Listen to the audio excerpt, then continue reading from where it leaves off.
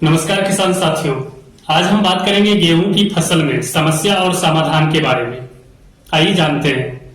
गेहूं में खरपतवार की समस्या है तो इसमें आप क्लोडिनाफॉप प्रोपरगिल 15% WP का इस्तेमाल कर सकते हैं और साथ में ही मैट सल्फ्यूरान मिथाइल 20% WP का इस्तेमाल कर सकते हैं। गेहूं में दीमक की समस्या है। इसका लक्षण: क्षतिग्रस्त पौधे को आसानी से उखाड़ा जा सकता है, पौधे मुरझाए और सूखे दिख सकते हैं, पौधे में पीलापन दिखाई देने लगता है।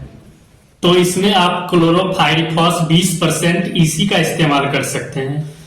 गेहूं की फसल में माहू चेम्पा।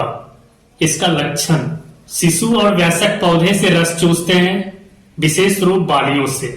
इसमें आप थियामेथोक्साम 25% WG का इस्तेमाल कर सकते हैं। गेहूं में थ्रिप्स की समस्या। इसका लक्षण: पत्तियों के आवरण को संक्रमित करते हैं और तने को खाते हैं। इसमें आप इमीडाक्लोरोप्रिड 17.8% SL या फिर आप इसमें थियामेथोक्साम 25% WG का इस्तेमाल कर सकते हैं। गेहूं में सफेद गिडार। लक्षण: जड़ें पूर्ण रूप से नष्ट हो जाती है और पौधे गंभीर रूप से छोटे हो जाते हैं। पौधे मरने व मुरझाने के रूप में देखे जाते हैं। तो इसमें आप फिप्रोनिल 5% SC का इस्तेमाल कर सकते हैं। गेहूं में तना मक्खी की समस्या।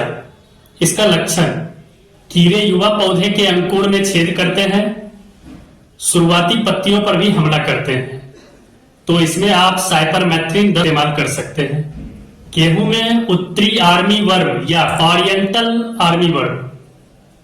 इसका लक्षण: लार्वा मिट्टी के दरारों में पाए जाते हैं और दिन के दौरान जो है वो छुप जाते हैं, रात में या सुबह में भोजन करते हैं। इसमें आप क्लोरोफाइरिफॉस 50% EC का इस्तेमाल कर सकते हैं। गेहूं में पिस्सू भृंग की समस्या। इसका लक्षण: ये छोटे उछलते हुए बीटल गहरे और चमकदार होते हैं और पत्तियों के ऊपरी सतह को छील देते हैं और पत्तियों पर सफेद धारियां बन जाती है। इसमें आप साइपरमेथ्रिन 10% EC का इस्तेमाल कर सकते हैं। गेहूं में भूरा गेहूं का घुन। इसका लक्षण: बड़ी संख्या में मौजूद होने पर घुन पत्तियों पर चांदी जैसे परत बनाते हैं। इसमें आप सल्फर 80% या फिर थियामेथोक्साम 30% FS का इस्तेमाल कर सकते हैं। गेहूं में तना गिडार की समस्या। इसका लक्षण: लार्वा तने के अंदर घुस जाते हैं और खाते हैं, जिससे कि शुरुआती पत्तियां गिर जाती है। इसमें आप फिप्रोनिल 5% SC का इस्तेमाल कर सकते हैं। गेहूं में घुजिया धुन की समस्या। इसका लक्षण: मेजबान पौधों की पत्तियां और कोमल टहनियों को खाते हैं। इसमें आप क्लोरोफाइरिफॉस 20% EC का इस्तेमाल कर सकते हैं। गेहूं में अमेरिकी फली छेदक। इसका लक्षण: लार्वा कुछ समय तक पत्तियों को खाता है, फिर गेहूं की बालियों पर हमला करता है। इसमें आप फिप्रोनिल 5% SC का इस्तेमाल कर सकते हैं। गेहूं में पत्ती भूरा रतुआ। इसका लक्षण: कवक के कारण पत्तियों पर दाने निकल आते हैं जिसका रंग भूरा होता है। इसमें आप प्रोपिकोनाजोल 25% EC, मैंकोजेब 75% WP का इस्तेमाल कर सकते हैं। गेहूं में लूज स्मट। इसका लक्षण: यह एक बीज जनित रोग है। लूज स्मट फूल खिलने के दौरान हवा से उत्पन्न बीजाणुओं के माध्यम से होता है। इसमें आप कार्बेंडाजिम 50% WP का इस्तेमाल कर सकते हैं। गेहूं में ध्वज कंड फ्लैग स्मट। इसका लक्षण: यह रोग पत्तियों को प्रभावित करता है।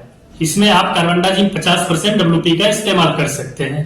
गेहूं की फसल में काली फफूंद। इसका लक्षण: यह तब होता है जब एफिड्स की बड़ी संख्या के द्वारा पौधों पर हमला किया जाता है। इसमें आप मैंकोजेब 75% WP या फिर आप कॉपर ऑक्सीक्लोराइड 50% WP का इस्तेमाल कर सकते हैं।